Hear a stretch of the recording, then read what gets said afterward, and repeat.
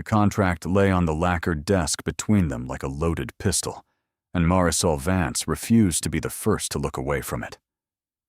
"Sign it," the Duke of Witherholm said. His voice was the same voice that had been giving orders in this room for 7 years, ever since his father's death had made him master of an estate that swallowed 3 counties whole. It was a voice that did not bend, did not soften, and did not entertain the notion of refusal.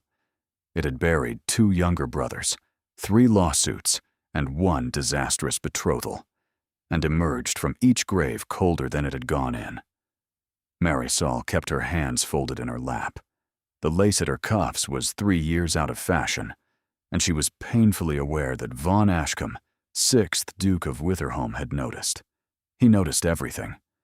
It was, she had been warned by her aunt, the worst thing about him. "I would prefer to read it again," she said. "You have read it twice. And I shall read it a 3rd time, Your Grace. Since you have proposed, I sign away the next several years of my life upon its terms." Something flickered behind his pale gray eyes. It might have been irritation. It might have been the faintest, briefest amusement. Marisol could not be certain, because the Duke did not permit his face to confirm anything. He gestured at the document with 2 fingers, and the firelight caught on the heavy signet ring he wore. "Read it a 3rd time, then. Read it a 10th. The terms will not change." She looked down. The clauses were written in a clerk's tidy hand, and they were brutal in their plainness. The Honorable Marisol Vance, only daughter of the late Sir Edmund Vance of Holmcross, would consent to marry Von Edric Ashcombe, 6th Duke of Witherholm, within 1 calendar month of the signing of this agreement. She would reside at the Duke's principal estate, Briarmoor Hall, until such time as she had borne him a living son. Upon the production of a healthy male heir, she would be granted the dower house at Pembury, an annual income of £2,000, and her freedom to live separately from her husband for the remainder of her natural life. That was the contract. No mention of love, no mention of fondness, no mention of the 7 years she had spent watching her father bleed their family dry through bad investments, or of the fact that without this arrangement, her 2 younger sisters would be sent to live as poor relations in the home of a cousin who hated them. There were no romantic illusions in this room. There was only arithmetic. "You have not asked me a single question about myself," Marisol said, her voice steadier than she felt. "Not one, Your Grace. You came to my uncle's house in Tilbridge. You sat at his table. You ate his fish. And you informed him that you required a wife of acceptable breeding and adequate health. I was produced like a prize calf." The Duke did not answer immediately.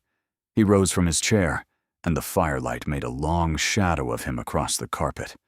He was tall. Not handsome, exactly, in the soft way her younger sister Pernilla swooned over in penny novels, but striking in the way certain old portraits were striking. Hawkish. Granite. Whatever softness he had once possessed had been buried with the people he had loved. "What would you have me ask, Miss Vance?" "Whether I am willing." "I assumed your willingness when you arrived at Briarmoor. The carriage, I am told, was not chained." "I came because my sisters would starve if I did not." "Then you came willing."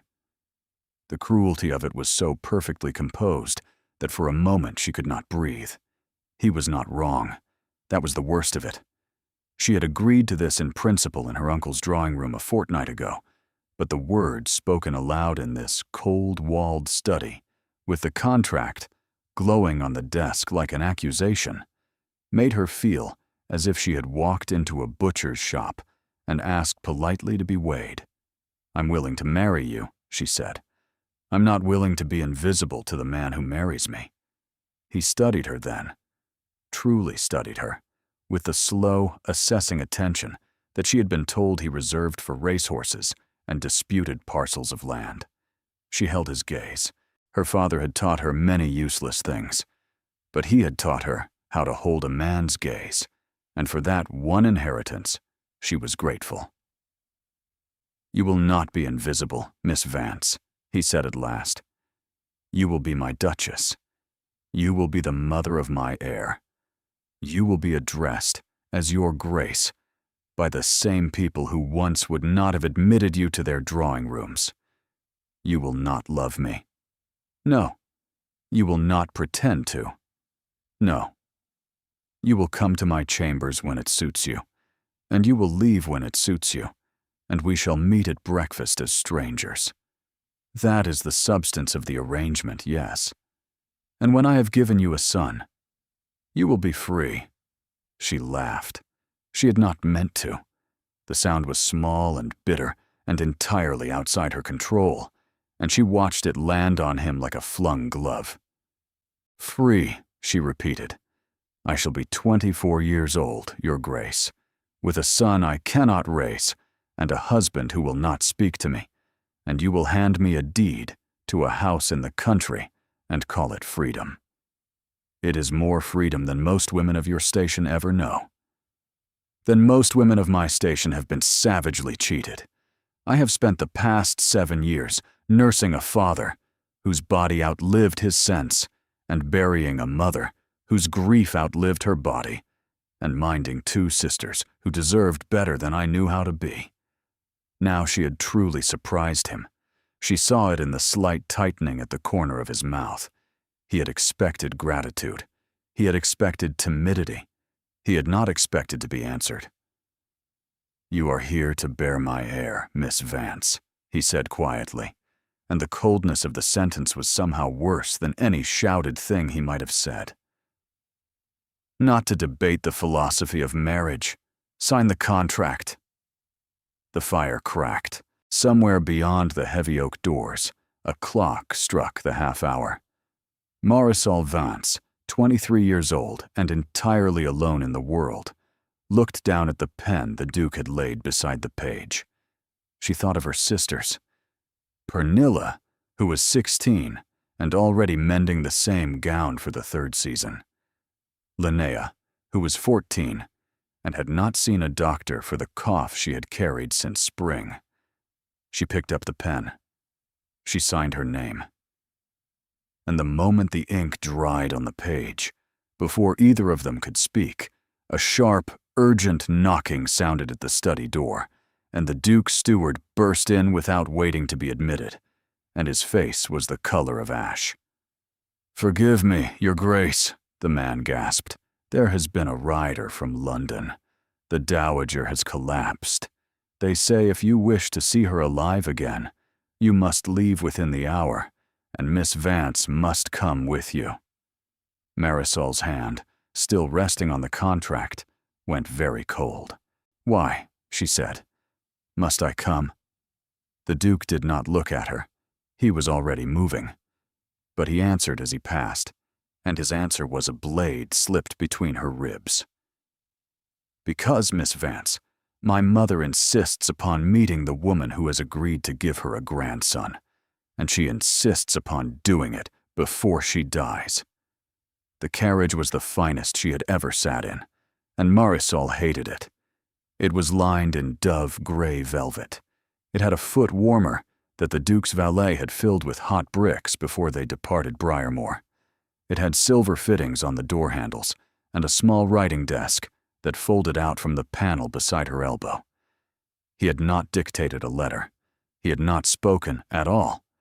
For 3 hours he had sat opposite her with a sheaf of correspondence on his knee, and he had read each page with the same flat attention he might have given to a list of fence repairs. He had not looked at her. He had not asked whether she was warm enough. He had not asked whether the rocking of the carriage made her ill, which it did. The contract was in her reticule, folded in thirds. She could feel the edge of it pressing against her wrist through the silk. "Your Grace," she said. He turned a page. "Your Grace." "Miss Vance." "How long until we reach London?" "Another 6 hours, conditions permitting." "And do you intend to speak to me at any point during those 6 hours? Or shall I consider this a rehearsal for our marriage?" The page stopped turning. He looked up, slowly, and for a long moment he simply regarded her, the way a man might regard a hawk that had spoken to him in clear English. I am preparing what I shall say to my mother, he said. Then I imagine your mother will be charmed to hear it, since you have clearly devoted such labor to its construction. Miss Vance, Your Grace, you will find that I am not a man who entertains himself with conversation. I have observed that, yes. Your mother is dying, by your steward's account. She has asked to meet me. I do not know her. I do not know what she has been told of me. I do not know whether she will receive me as a bride or as a broodmare, and I have no intention of arriving at her bedside, knowing nothing of the woman whose blessing I am apparently meant to secure. So you will speak to me, Your Grace, or I shall arrive in London as silent and useless as you presently wish me to be, and my failure will be entirely of your making. The silence that followed was so complete that she could hear the harness creaking. He set the correspondence aside. Her name, he said at last, is Aurelia Margaret Ashcombe. She is 68 years old. She has been a widow for 11 years, and she has buried 2 of her 3 sons. She does not suffer fools. She will judge you within the first 30 seconds of meeting you, and her judgment will be final. What sort of woman does she favor? Honest ones. Then she shall favor me, since I am incapable of any other sort. He almost smiled. She saw the muscle move at the corner of his mouth, and then she saw him kill it. There is one further matter, he said. She does not know the contract exists. Marisol stared. I beg your pardon. She believes I have proposed to you in the ordinary fashion. She believes you have accepted in the ordinary fashion. She believes ours is to be a love match, hastily arranged on account of her illness, so that she might see her son settled before she dies. You have lied to your dying mother. I have spared her. You have lied. Miss Vance, you expect me to perform a love match for a woman on her deathbed. I expect you to be civil and tender for the duration of a single visit, after which we shall return to Briarmore and resume the terms we have agreed. She could not speak. The sheer, breathtaking selfishness of it had stolen her tongue. She had signed a contract not 3 hours ago that named her precisely as a vessel for an heir, and now this man was asking her to gaze at him with adoring eyes and clasp his hand at his mother's bedside, and then climb back into a carriage and resume being his livestock. And if I refuse, she said, you will not refuse. You have 2 sisters. You have signed a contract that secures their futures only so long as you fulfill its terms. There is no clause that requires you to be kind to a dying woman. No. But I should remind you that the dying woman in question is the only person in England whose love I have not yet been deprived of. And if you grant her this one mercy, I shall remember it. Will you? I forget very little. Tell me one further thing, Your Grace. Tell me whether your mother knows that the wife you are bringing home tonight comes from a family whose fortune was lost upon a coal seam that did not exist. She will not ask, Miss Vance. My mother has known your family for 30 years. She knew, I suspect, every penny your father lost before he lost it. And she did not, when I named you to her last week, ask a single question. She said only, bring her to me. So she knows. Marisol could not answer. The carriage struck a deep rut in the road and lurched violently sideways. She, unprepared, was thrown halfway across the compartment. She caught at the velvet strap above the window, missed it, and felt herself falling toward the Duke's side of the carriage with no power to stop. He caught her. He caught her at the waist with both hands, and the strength in his grip was startling, and the sudden warmth of him through the layers of wool and silk was more startling still, and for a single suspended second, her face was inches from his, and the eyes that had been granite all afternoon were not granite at all. They were storm. They were shadow. They were the eyes of a man who had not been touched gently in a very long time, and who had forgotten what to do with the want of it. He set her back on her seat as though she had burned him. He picked up his correspondence. He did not look at her again. And outside the carriage window, against the black silhouette of the passing trees, the first wet flakes of an unseasonable late snow began to fall. Witherhome House occupied the western corner of Belgrave Square, and it was lit from foundation to roofline when their carriage drew up at the steps.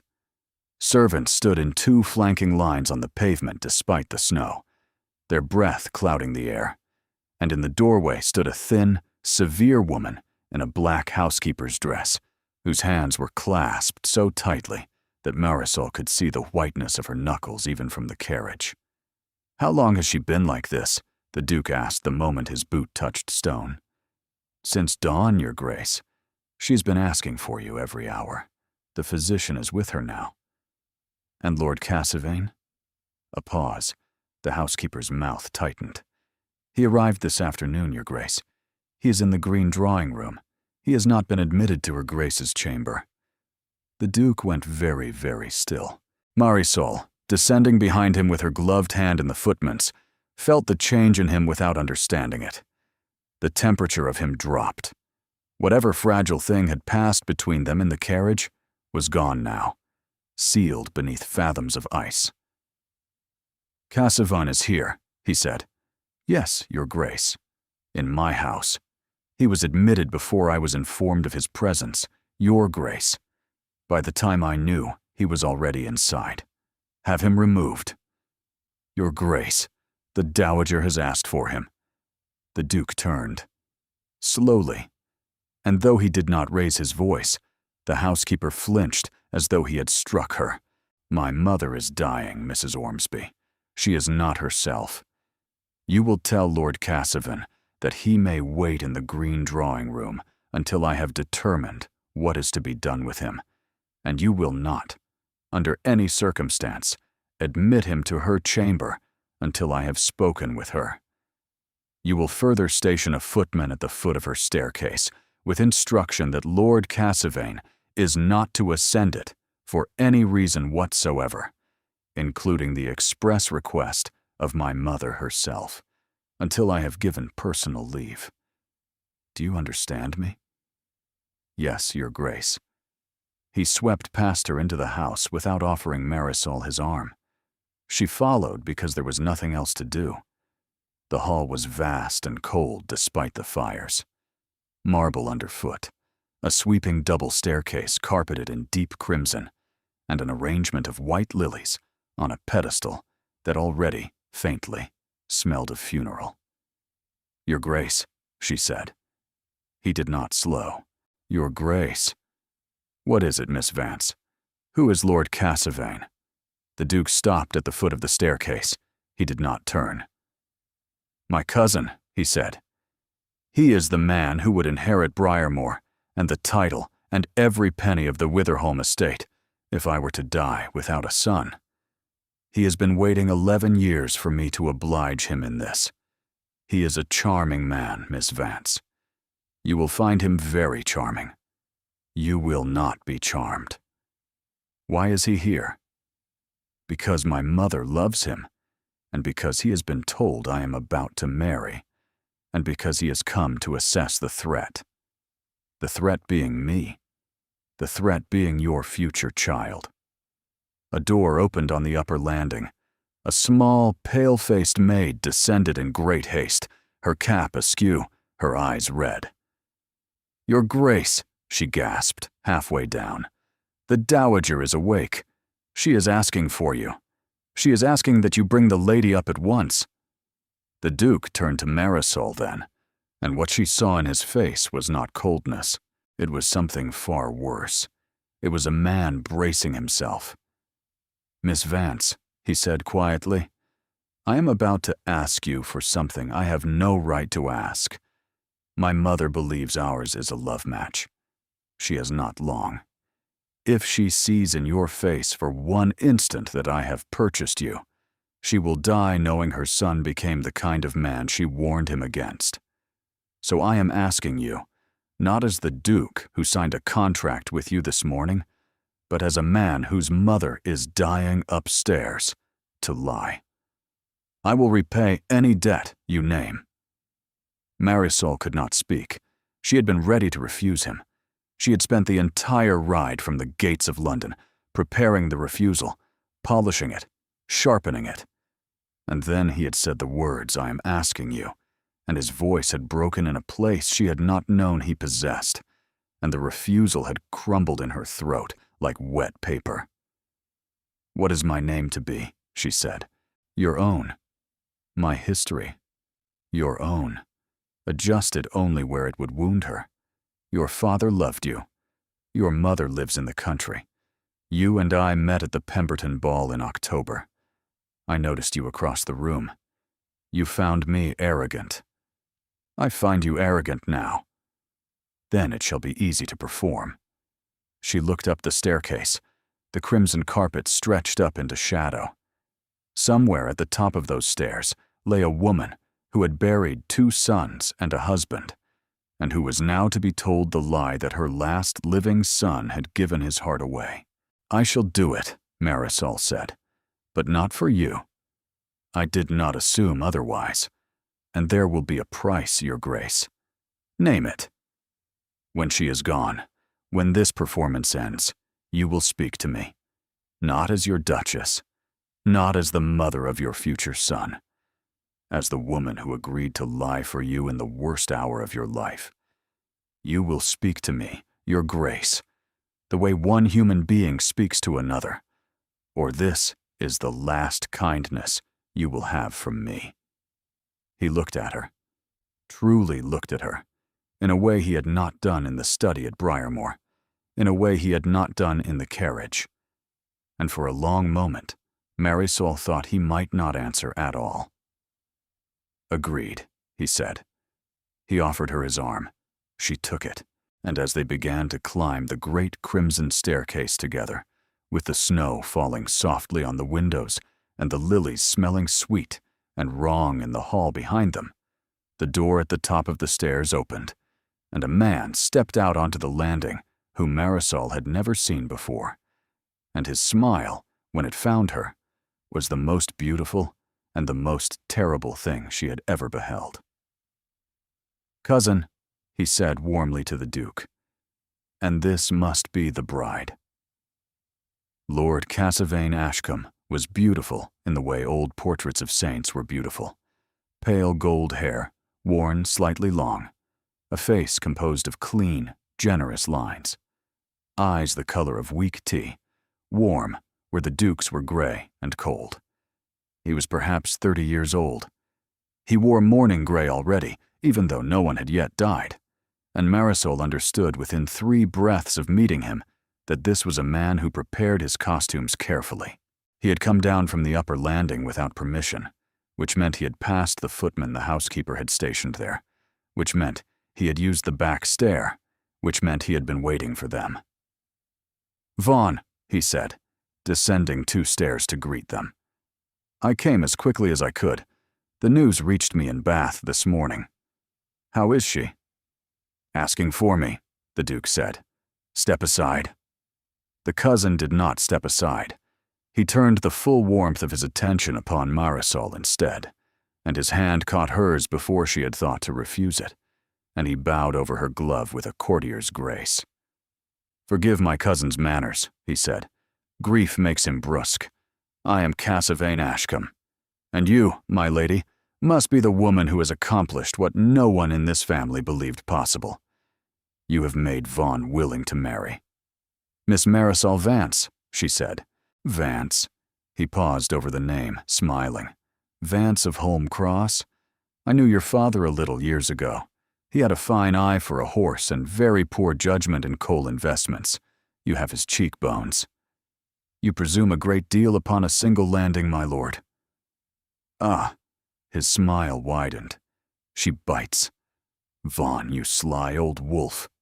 The Duke's jaw was so tight that Marisol could see the muscle move beneath the skin.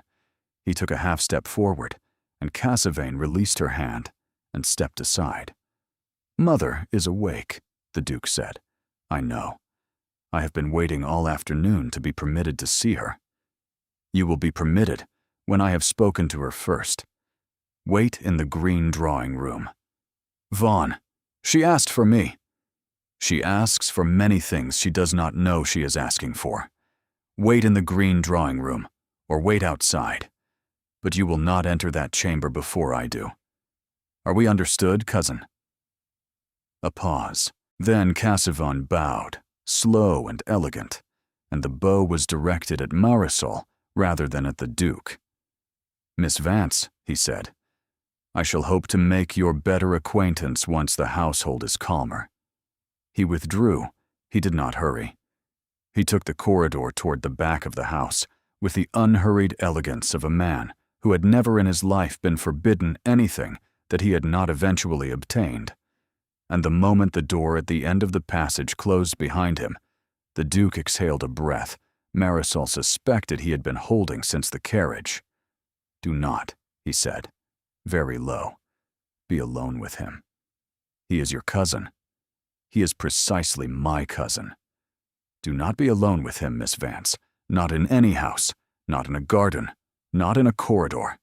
If he speaks to you, you will answer briefly, and then you will find me. Your Grace, you are bruising my arm. He looked down.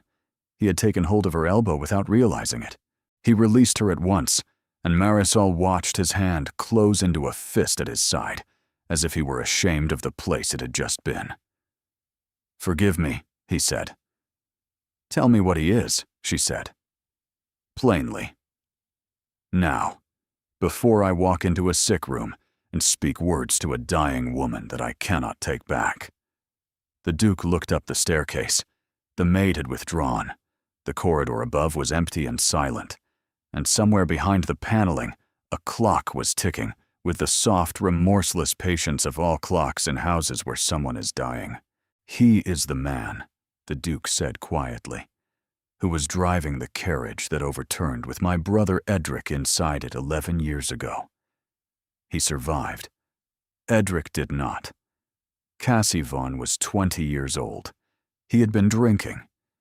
He has been the heir presumptive to Witherholm ever since, and he has been my mother's most attentive nephew, my most charming cousin, and the last man on this earth I would permit to inherit a single brick of Briarmoor. Now go up those stairs with me, Miss Vance, and be the bride my mother needs you to be. Marisol could not speak. She placed her hand on his arm. They climbed the staircase together. The dowager's chamber smelled of camphor and roses. A great canopied bed dominated the far wall, hung in faded blue silk, and within it lay a woman who had once been very tall and was now folded smaller than seemed possible. Her hair the color of pewter, her hands resting on the coverlet like two thin birds who had stopped trying. Her eyes, when she opened them, were the same pale gray as her son's. They found Marisol first. Come closer, child, she said. Marisol approached. The Duke remained at the door. She knelt at the bedside, and the dowager's hand, when it touched her cheek, was cold and dry and weightless, and yet the touch was not weak. There was a long, considering moment in which Aurelia Ashcombe looked into Marisol's face, the way a jeweler looks into a stone, and Marisol, who had been bracing herself to lie, found that she could not look away. You are frightened, the dowager said. Yes, your Grace. Of me? Of failing you. The old woman's mouth lifted at one corner. It was the Duke's almost smile, Marisol realized. It was where he had inherited it. Honest girl, Aurelia murmured. Vaughn, come here. The Duke came. He knelt on the other side of the bed, and his mother took his hand in her bird-like one, and laid it across Marisol's, where it rested on the coverlet, so that mother and son and bride all touched. I'm dying, Vaughn. Mother. Hush. I'm dying, and I'm not afraid, and I have one thing left to ask of you, and you will not refuse me. I understand. Promise me you will love this girl. The room went very still. Marisol felt the Duke's hand tighten upon hers. She did not look at him.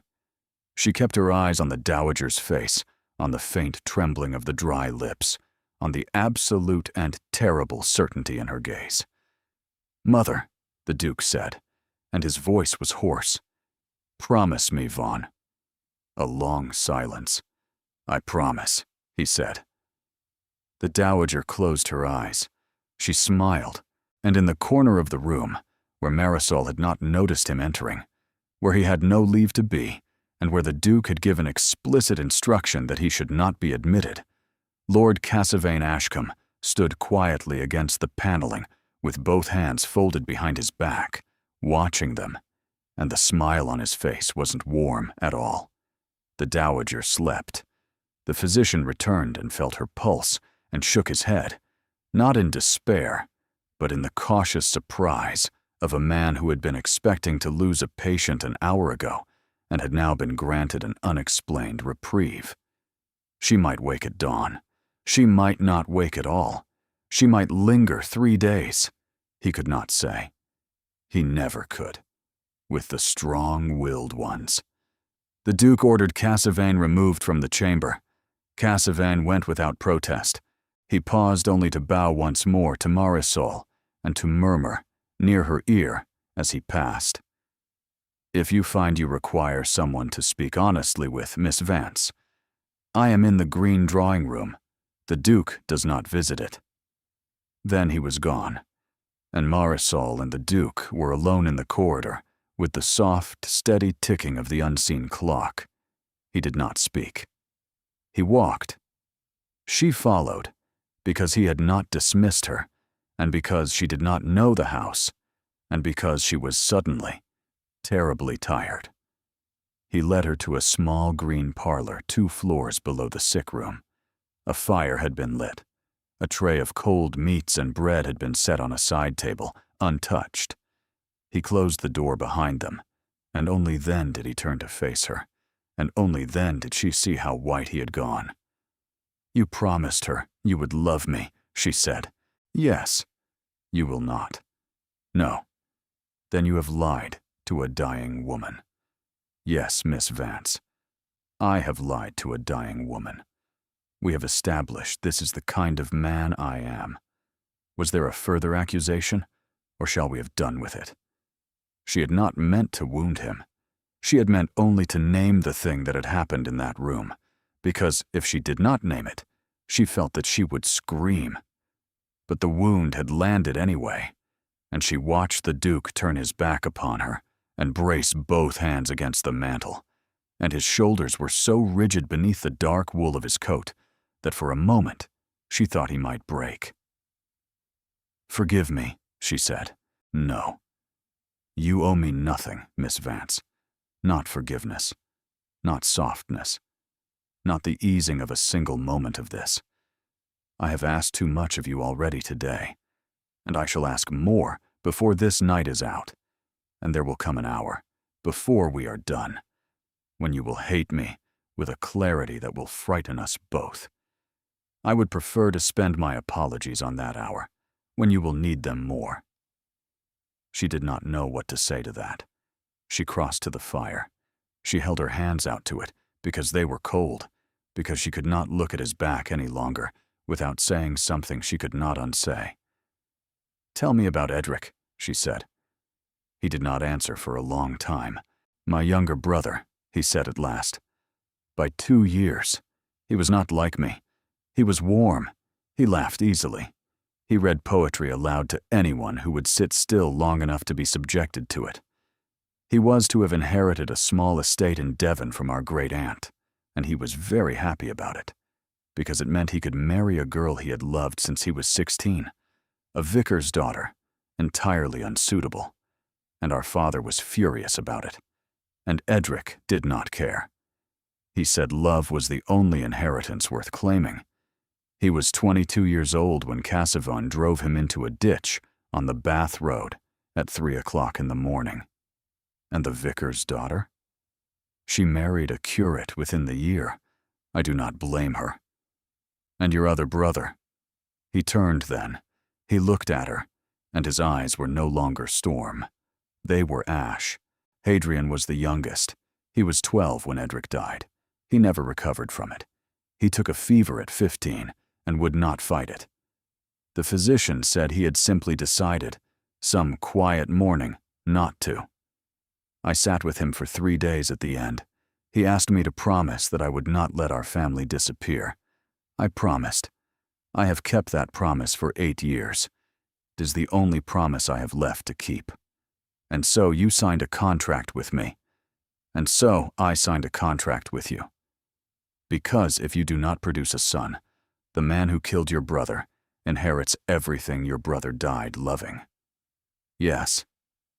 She closed her eyes. She understood him now. She wished she did not. It would have been easier to remain angry with a granite man whose coldness was simple cruelty. It was far harder to be angry with a man who had been hollowed out by grief and had filled the hollow with duty, because she knew what it was to do that. She had done it herself, in the 7 years since her father had begun his long drowning into debt. Your Grace, she said. Vaughn. She opened her eyes. My name, he said, very quietly, is Vaughn.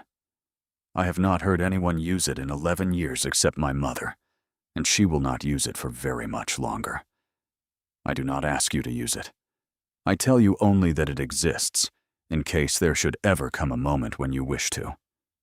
She did not speak. She could not. And then the door of the green parlor opened without a knock, and Cassavone stood in the doorway with a glass of brandy in one hand and that same beautiful, terrible smile upon his face, and he said pleasantly, Forgive me. I had not realized the room was occupied. Miss Vance, I wonder if I might have a private word with you about a matter that concerns your future. It will only take a moment. The Duke did not move. He stood where he had been standing, at the green parlor fireplace, and Marisol understood without being told that this was a negotiation. To order Cassavone out of the room was to admit Cassavone had power. To remain was to permit him to deliver, in the Duke's presence, whatever he had come to deliver. There was no good answer. There was only the answer that revealed less. I'm at Lord Cassavane's disposal, Marisol said, for as long as my future husband permits. The Duke's eyes flicked to her. There was something in them she could not read. 5 minutes, he said. Most generous, cousin. Miss Vance, would you take a turn with me? The conservatory is just along the corridor.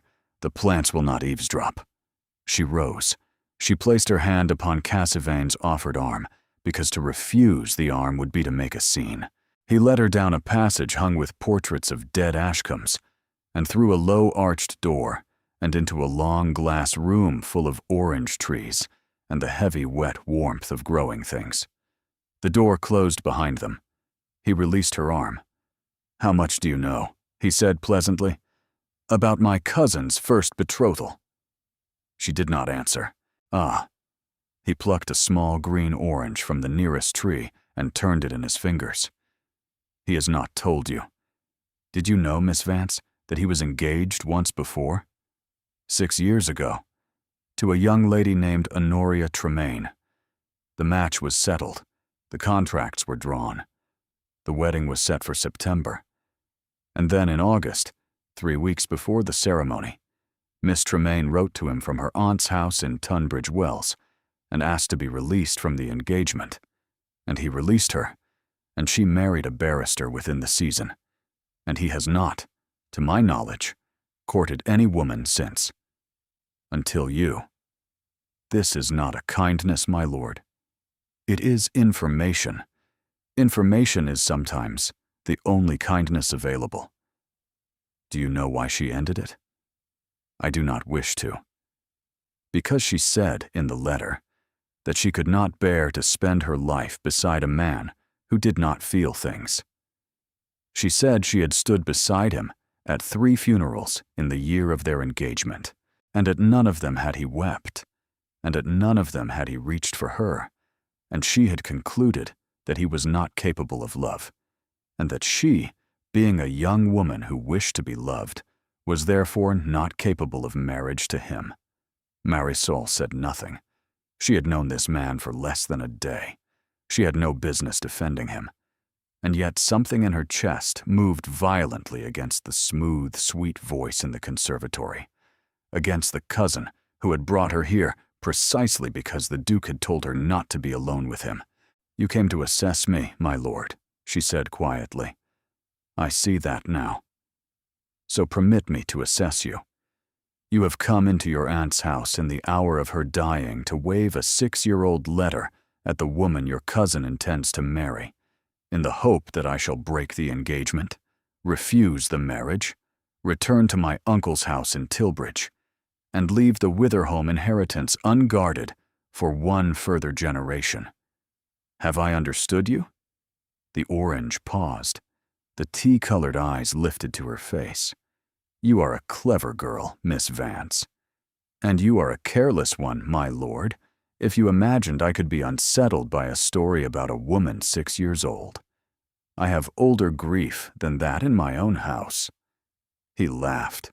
It was a soft laugh, genuinely amused, and it frightened her more than his smile had done. "Very well," he said. "I shall be plain with you, since plainness is what you respect. I do not believe you love him. I do not believe he loves you. I believe a contract has been signed, my dear, and I believe that contract specifies that you shall provide a son in exchange for security. Do not deny it. I have seen the look of a girl who has been sold, and I am looking at one now.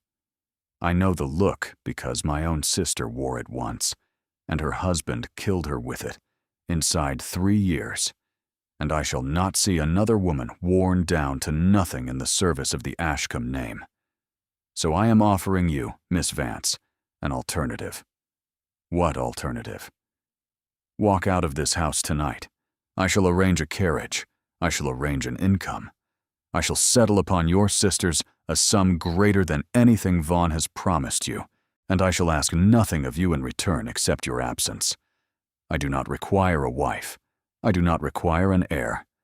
I require only that the contract you have signed be torn up before a child is conceived, because once that child exists, my dear, it will be too late for both of us, and you will spend the rest of your life as the woman who breeds for a man who cannot love you."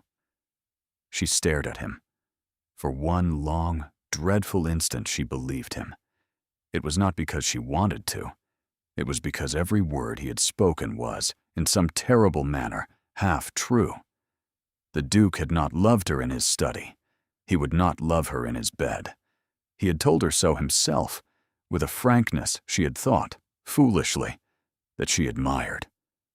And then she remembered the Duke's voice in the green parlor, breaking very softly upon a single word.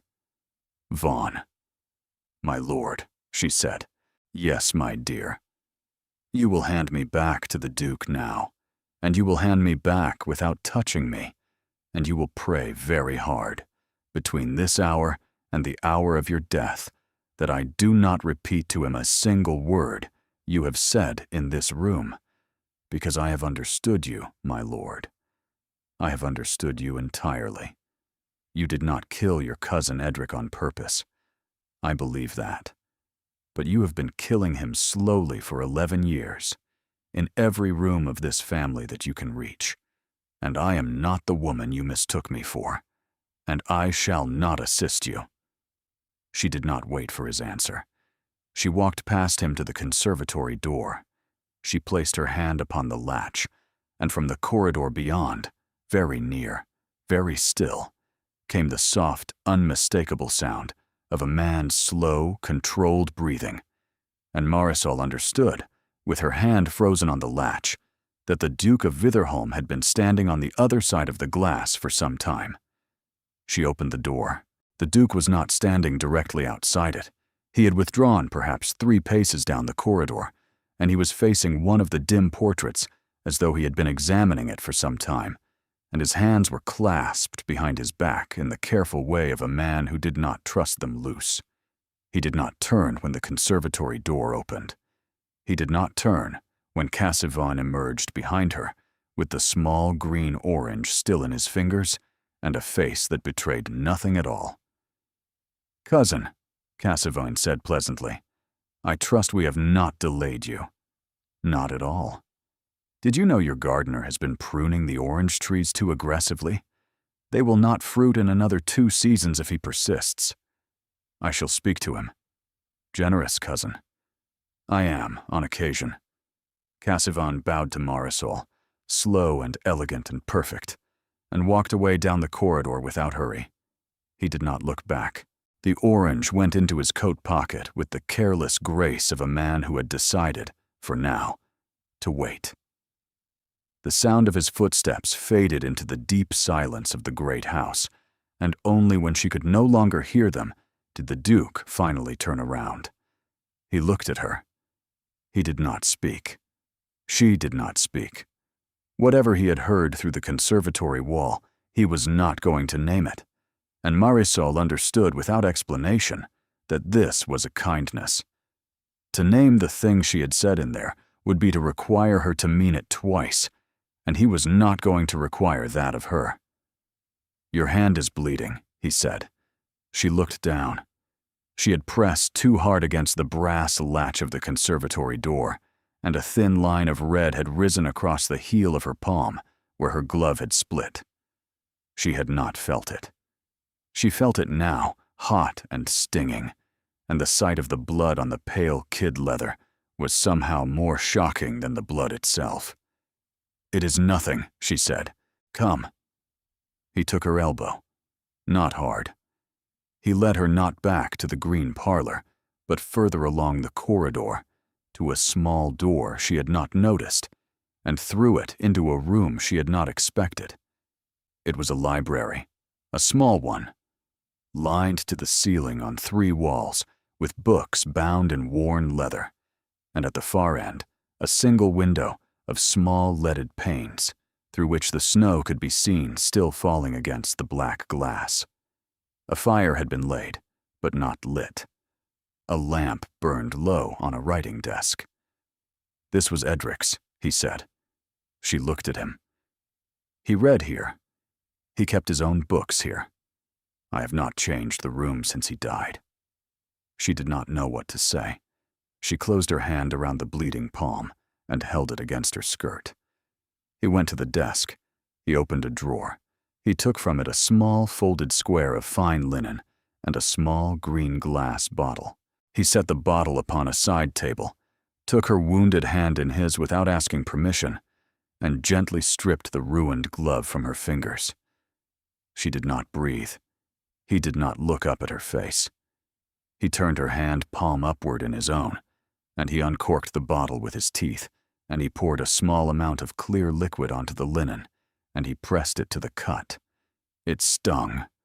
She did not let herself flinch. He held her hand steady in his, and his thumb rested against the inside of her wrist, against the place where her pulse was hammering against the skin so hard she was certain he could feel it. He must have felt it. He did not remark upon it. "It is shallow," he said. "Yes. It will not scar." "No. Miss Vance." "Your Grace. You have not told me to release your hand." "I am aware." He looked up then. He looked at her over their joined hands, and his face was very close, and the firelight from the lamp was very low, and the snow was coming down hard now beyond the leaded glass, and Marisol understood, with a clarity that frightened her, that she had crossed a threshold inside herself in the conservatory and could not step back across it. She had defended this man. She had told Cassavane Ashcombe to his face that she would not be the instrument of his slow revenge, and she had meant it. She did not love him. She did not. It was too soon, and too foolish, and too dangerous. But she had begun to know him, and the knowing was already too much. "Vaughn," she said. It was the first time she had used the name, and she felt his hand close around hers as if she had struck him. He did not pull away. He did not pull her closer. He simply held her hand, and his thumb did not move from her wrist, and for one long, suspended moment, they stood in his dead brother's library, while the snow fell against the window, and the truth of what was happening between them sat between them on the desk, beside the small green bottle, and neither of them named it. Then the door opened. It was the housekeeper, Mrs. Ormsby, very pale, very breathless, holding a candle in a hand that shook. "Your Grace," she said, "the Dowager is awake. She is asking for you both. She says she has changed her mind. She will not die tonight. She has decided that she would like very much to see you married, Your Grace, in this house before the week is out, by special license." The Duke did not move. He did not let go of her hand. "By the end of the week," Marisol repeated. "Yes, miss. Your Grace. Yes, miss." Marisol turned her face up to Von Ashcombe, and she saw in his expression the same calm, terrible, overtaken stillness she had seen in him on the steps of his own house, when he had been told that Cassavane was already inside. He did not look frightened. He looked instead like a man who had been preparing for a single fight all his life, and had been informed, quite suddenly, that the fight had already begun.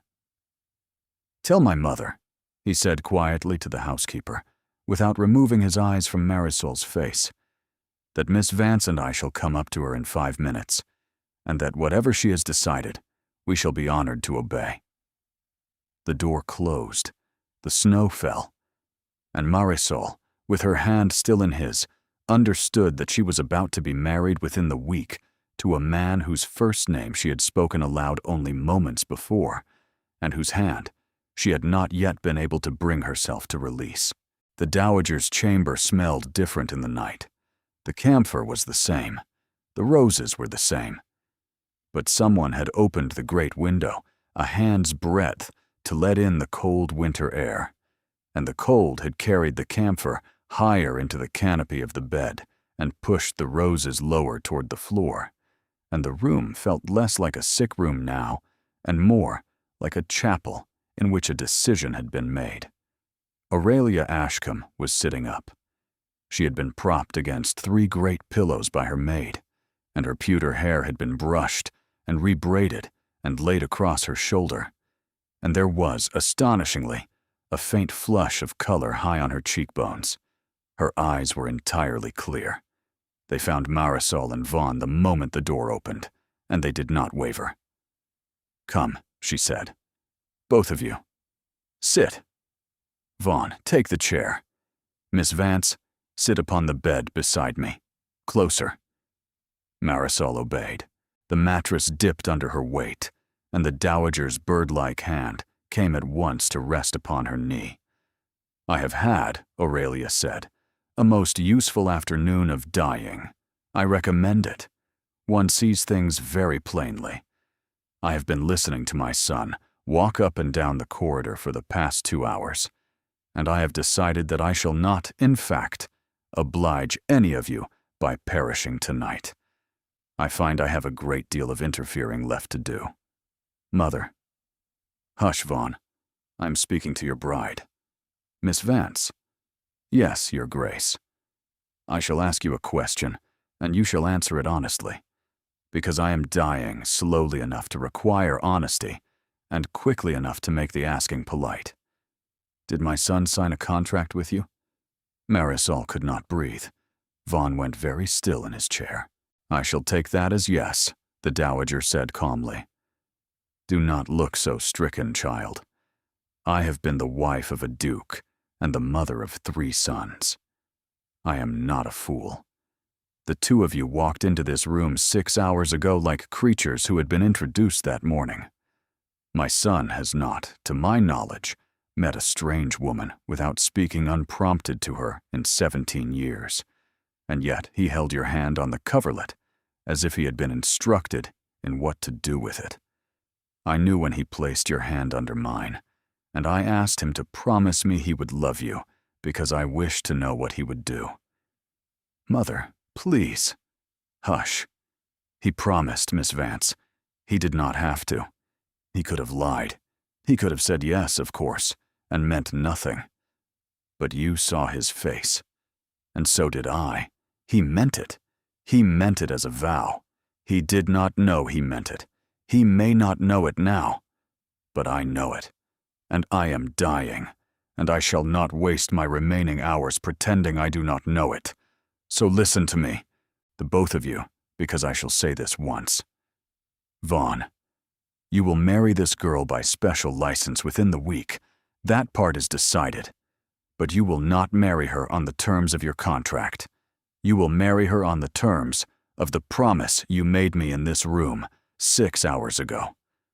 You will marry her as a man marries the woman he intends to love, and you will earn the loving of her every day.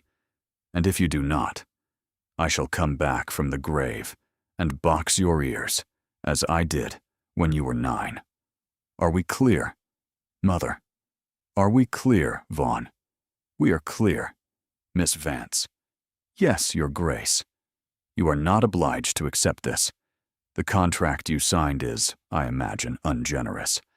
I shall provide for your sisters myself, regardless of what you decide. I have already instructed my solicitor. The carriage that brought you here will return you to your uncle in the morning if you wish, and I shall die with no grievance against you, and Vaughn will live with no claim upon you. So tell me, child, do you wish to leave? Marisol opened her mouth. She did not know what she had been going to say. She looked across the bed at Vaughn Ashcombe, and he wasn't looking at her, and his face was the face of a man who had decided that he would not influence the answer by so much as a glance.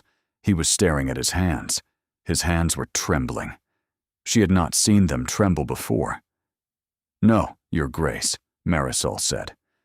I do not wish to leave. The Dowager smiled. Good, she said. Now, both of you go away and let me sleep.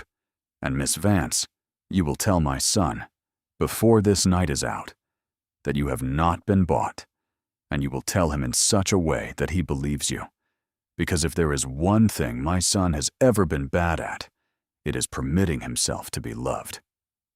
Go. They went. They walked together down the corridor without speaking, and Vaughn opened the door of the small library, his brother Edric's library, and Marisol followed him in and closed the door behind them. The fire had been lit. The snow still fell against the leaded glass. Vaughn did not turn around. He stood in the center of the room with his back to her, and his hands were still trembling, and Marisol crossed to him and stopped behind him, and laid her bandaged hand against his back, between his shoulder blades, where she could feel his heart hitting the wall of his ribs like a fist. Vaughn, she said, do not. Vaughn. Marisol.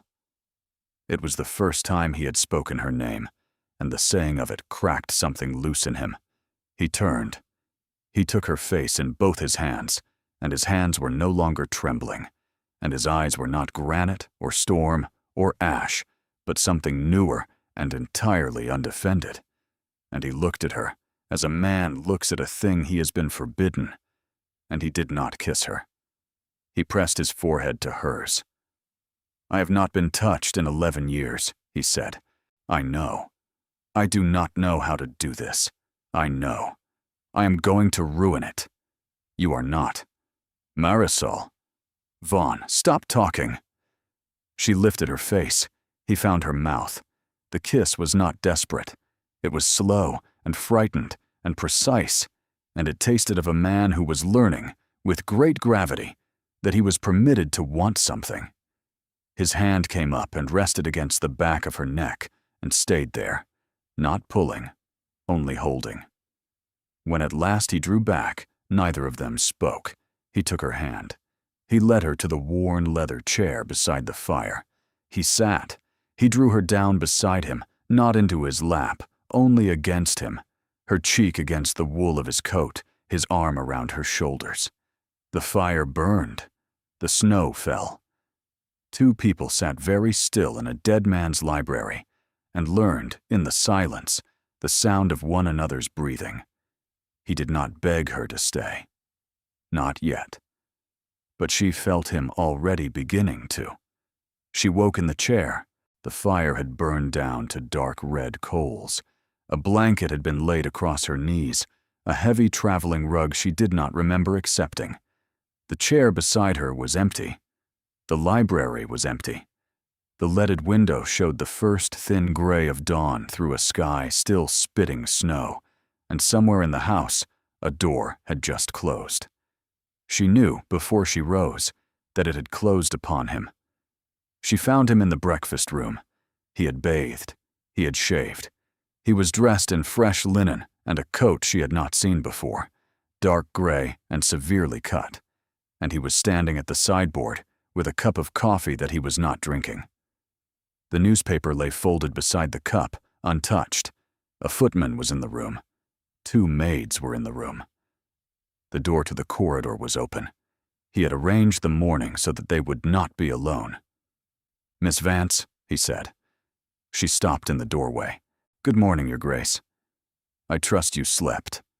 "Tolerably, Your Grace." "There is coffee. There is chocolate. There is bread. Please, sit." She sat. The footman poured her chocolate. The chocolate was exquisite. She did not taste it. "My mother," the Duke said, "has had a quiet night. The physician has been. He is cautiously hopeful. The license has been applied for. I have written to your uncle in Tilbridge, and a carriage will be dispatched this morning to bring your sisters to London, where they shall reside in this house until the wedding, after which they shall return with you to Briarmore for as long as you wish. I trust this is acceptable." "It is more than acceptable, Your Grace." "Good." He did not look at her. He had not looked at her since she entered the room. "Your Grace," she said. "Miss Vance." Last night," he said evenly, addressing the silver coffee pot, "was a great deal for both of us. My mother had received a sentence of death and was reprieved within an hour. You had been asked to perform a public lie of consequence. Neither of us was in a state to be trusted with our own conduct. I shall not, this morning, hold you to anything that occurred between the hour she released us and the hour you slept. I trust you will extend me the same courtesy." The chocolate cup was very heavy in her hand. She set it down. "You are dismissing it," she said. "I am preserving it." "You are dismissing it, Your Grace. You are sitting at the head of your own breakfast table with 3 servants arranged about us as a chaperone, and you are speaking to me as though we had met yesterday on a London pavement. And you have not looked at me once since I entered this room, and I am not the woman, Your Grace, who will be satisfied by the word preserving. Miss Vance, you are afraid. I am cautious. You are afraid.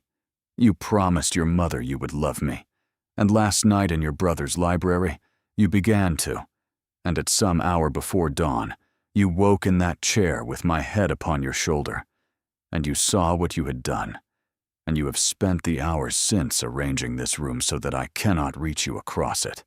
Look at me, Vaughn." He turned.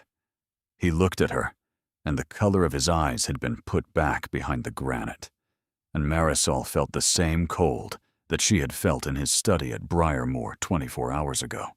"I am the Duke of Witherholm," he said quietly. "I have buried 2 brothers and a father. I have a mother who will, in spite of last night, die within the year. I have an estate that depends upon my producing a son before the man who killed my brother inherits the right to walk through its rooms. I have signed a contract with you in good faith. I shall honor it. I shall marry you within the week. I shall behave toward you in public and in private, with every courtesy a husband owes a wife. But I cannot, this morning, promise you what my mother required of me last night, and I shall not stand in this room and pretend that I can. I am sorry. Eat. The chocolate is from Vienna. It does not deserve to grow cold." He bowed. He left the room. He did not look back. Marisol sat alone in the breakfast room of Witherholm House, with 3 servants pretending to be furniture. and she did not weep, because the daughter of Edmund Vance of Holmcross had been raised never to weep in front of staff. But she set her hands flat upon the polished wood of the table on either side of her plate, and she pressed down upon it until her knuckles whitened, and she breathed, and she breathed, and she did not let herself break. The footman cleared his throat. "Miss Vance," he said. "Beg pardon. There is a gentleman at the front door asking for you, Lord Cassavane Ashcombe. He says he has come to convey his felicitations on the engagement, and to deliver a small gift, and to assure himself of your continued well-being. The Duke has not yet returned from the stables. Shall I admit him?" She closed her eyes. She opened them. "Yes," she said. "Admit him. I shall receive him in the morning room, and send word to the Duke at the stables that his cousin has called, and that I am with him, and that I shall expect his Grace to attend us at his earliest convenience." The footman bowed. He left, and Marisol Vance, the future Duchess of Witherholm, rose from the breakfast table with the chocolate cup still steaming beside her plate, and went to meet the man who had told her in a conservatory that she had been bought. And she went to meet him alone, because the Duke who had bought her had walked out of the room, and she had decided, in the whitening of her knuckles upon the polished wood, that she would not be the one who waited.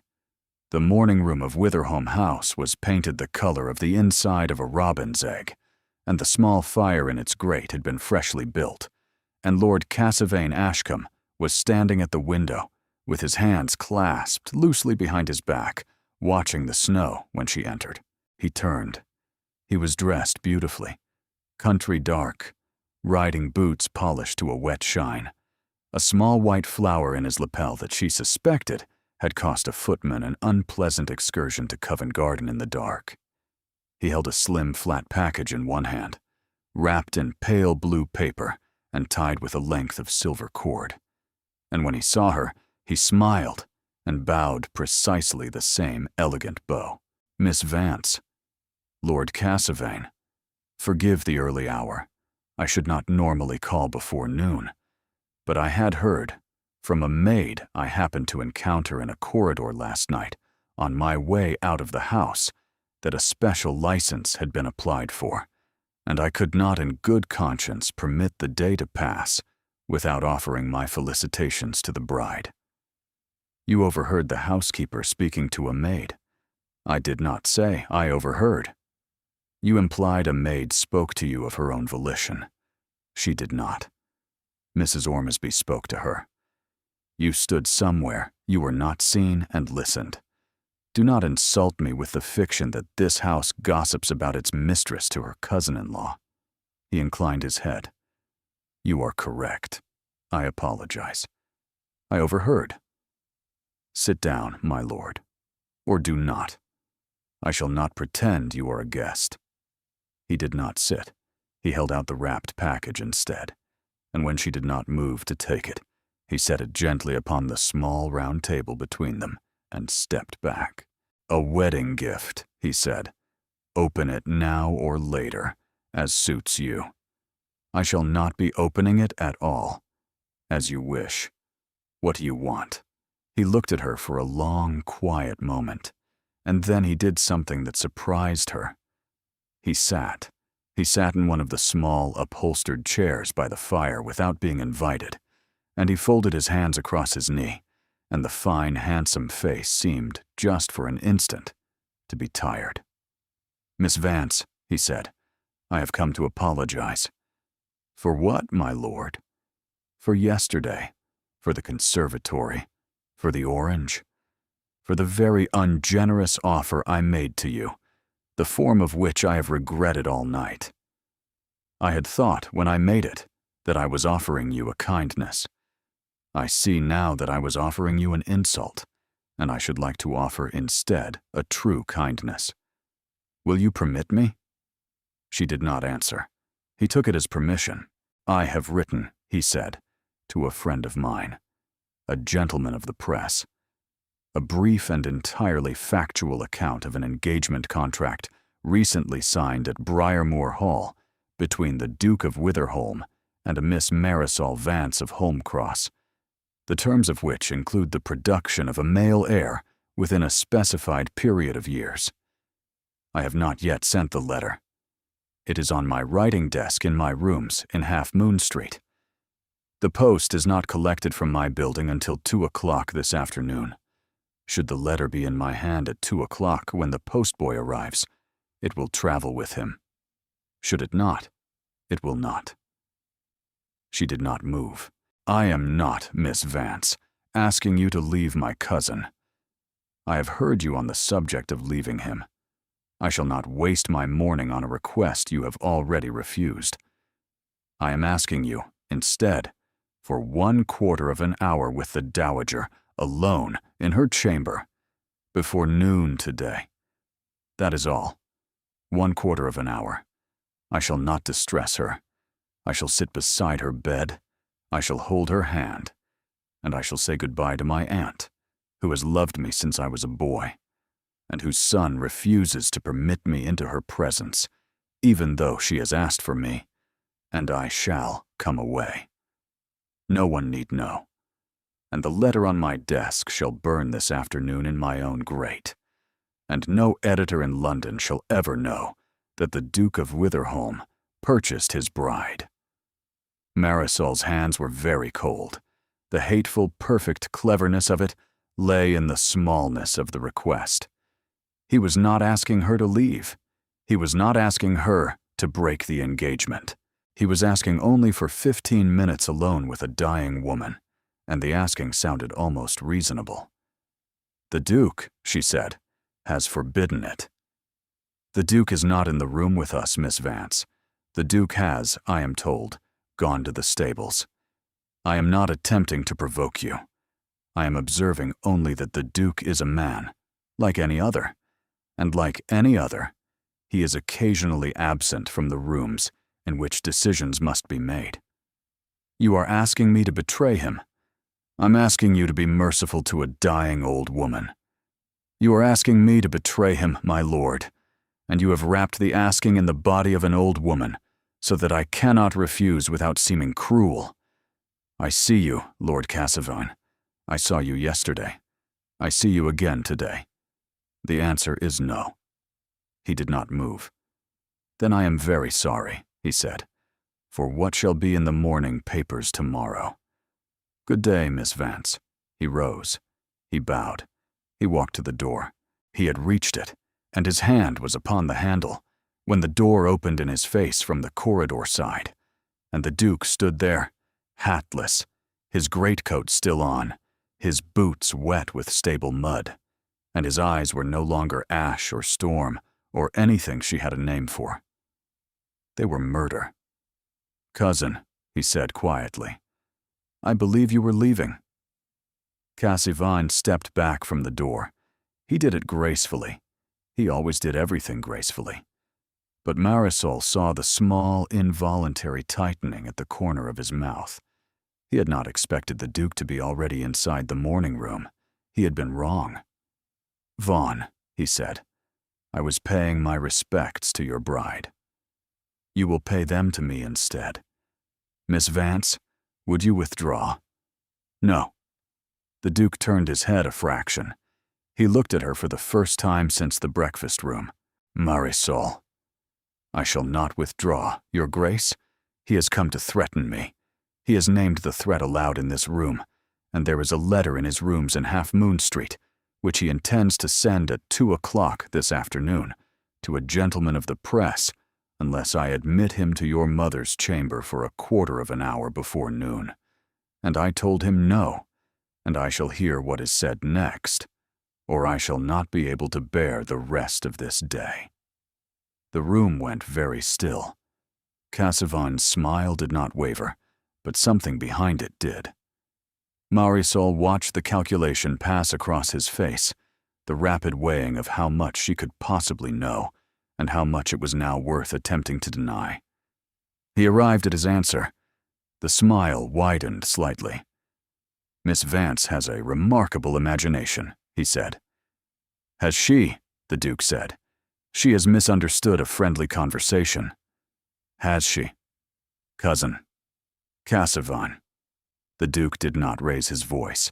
He did not need to. He took 2 steps into the room, and Cassavine, without appearing to retreat, found himself somehow against the small writing desk in the corner, with his back to the wallpaper, and the Duke standing where the doorway used to be. Cassavine, the Duke said, I have something to tell you. I have been carrying it for 11 years. But you have walked into my house in the hour of my mother's dying, and you have offered my future wife a private settlement in my conservatory, and you have stood this morning in my morning room, and you have threatened her with the public ruin of her name, and I find, cousin, that the carrying has grown tedious. Shall I tell you what I know? Vaughn, Edric did not die in the carriage. The room stopped. Marisol felt her own breath stop with it. She watched Cassavine's face, and she understood only that Cassavine had gone the color of old paper. He did not die in the carriage, Cassavine. He was killed by the blow to the temple that you administered to him with a coachman's whip handle on the side of the road afterward, when you discovered that he was still breathing, because you had drunk most of a bottle of port, and you were afraid of what he would say to our father in the morning. The coroner's man saw the injury. He told my father.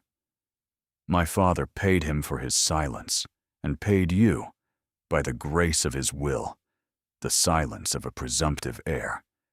I was 19 years old at the time. I learned of it in the 3rd year of mourning. I sat upon it for 8 further years because my mother was in fragile health, and the scandal would have destroyed her. I have a sworn statement from the coroner's man in a strongbox in my study at Briarmore. I have a 2nd copy in the keeping of my solicitor. I have a 3rd copy, this morning, with a friend of mine in Doctor's Commons. Should anything appear in any newspaper in London tomorrow morning concerning Miss Vance or the terms of our engagement, those statements will be at the magistrate's office in Bow Street by sunset. And you, cousin, will hang. Cassavine did not speak. He could not. His mouth had opened and produced no sound. His hands, which had been so beautifully clasped behind his back upon the staircase yesterday, hung at his sides as though they didn't belong to him. You will leave this house, the Duke said softly. You will go to Half Moon Street. You will burn the letter you have written. You will take the next mail packet to Calais, and you will live, cousin, in a city that I shall name, on an income that I shall calculate, for the rest of your natural life. You will not return to England. You will not write to my mother. You will not, in any letter or in any conversation, speak the name of Miss Vance. You will be permitted to live, Cassavine. Do you accept it? A long silence. Yes, Cassavine whispered. Then go. He went. He walked to the door of the morning room with the careful steps of a man who was not certain his legs were still attached to him, and he passed through it. And the front door of Witherholm House opened and closed in the great hall, and a horse was heard upon the gravel, and then there was nothing. The Duke did not move. He stood in the middle of the morning room for a long moment, with his hands at his sides, and the stable mud drying upon his boots. And he did not look at her, and Marisol understood that he was deciding whether he was permitted to. Vaughn, she said, Marisol, you knew. All this time. You knew. Yes, and you let him into your mother's house. He is her sister's son. She loves him. She will die loving him. I shall not take that from her at the end. I have managed him for 11 years.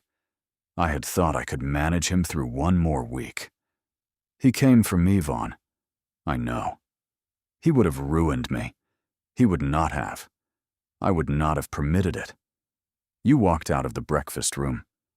I went to the stables to write a letter, to my solicitor, instructing him that the contract you signed at Briarmore is to be destroyed this afternoon. that a new settlement is to be drawn up in its place, that you are to be granted, at the moment of our marriage, the dower house at Pembury, and the income of £2,000, and the freedom to leave me at any hour of any day for the rest of your life. That nothing in the new settlement is to require the production of an heir. That I shall be your husband, Marisol, on whatever terms you will permit, and on no others. I went to the stables because I could not bear to remain in the breakfast room while I was still the kind of man who would hold you to the contract, and I needed an hour to become a different one. I have not been touched in 11 years, and I don't know how to do this, and I keep walking out of rooms instead of speaking, and I am asking you to forgive me, and I am asking you to stay, and I don't have the right to ask either, but I am asking, Marisol, please. He was not looking at her. He was looking at the floor. She crossed the morning room. She took his face in both her hands, the way he had taken hers in the library of his dead brother, and she lifted it until he was obliged to meet her own. Vaughn, she said, look at me when you ask. He looked at her. Stay, he said. Please. Yes, she said. Yes? Yes, Vaughn. Yes, I shall stay. Not because of the contract, not because of your mother, not because of your sisters, or my sisters, or any of the small, trapped reasons that have been arranged about us. I shall stay because I have begun to know you, and the knowing is the only thing in my life that has ever felt like a choice. He lowered his head against her shoulder, and the Duke of Witherholm, who had not been touched in 11 years, who had buried 2 brothers, and a father, and 1 fiancé, and 100 small, unspoken things, stood in the morning room of his London house, with his face hidden in the place where his future wife's neck met her shoulder, and he wept without sound. And Marisol Vance held him, and the snow fell on, and the day, against every expectation, began. The scandal came anyway. Cassivine, on the road to Dover, posted the letter from a coaching inn in Rochester out of pure malice, and 3 London papers carried some version of it within the week. The terms were not known, but the existence of a contract was alleged, and a Miss Vance of Holmcross was named, and the Duke of Witherholm was said to have purchased his bride for the production of an heir. The drawing rooms of Mayfair did what they had always done. Voices dropped when she entered.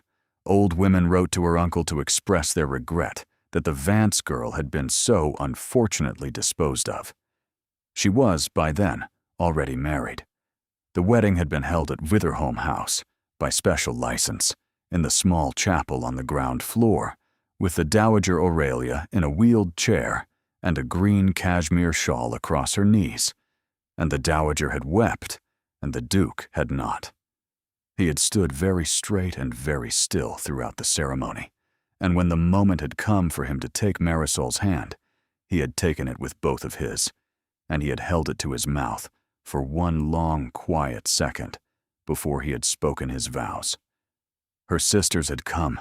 Pernilla had cried through the entire ceremony in a frock the Duke had ordered for her from a Bond Street modiste, and Linnea, freshly tended by a London physician, had not coughed once.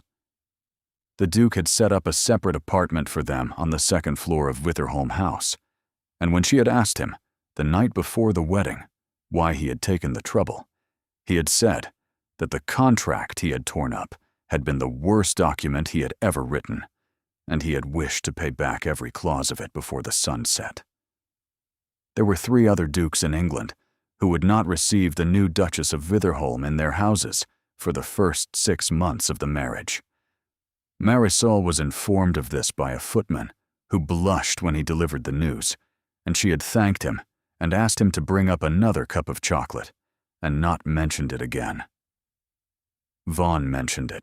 He stood beside her at the first of the great public balls of the season, 6 weeks after the wedding, and he kept her hand on his arm for the entire evening, and he danced with her 4 times, which was twice more than was decent.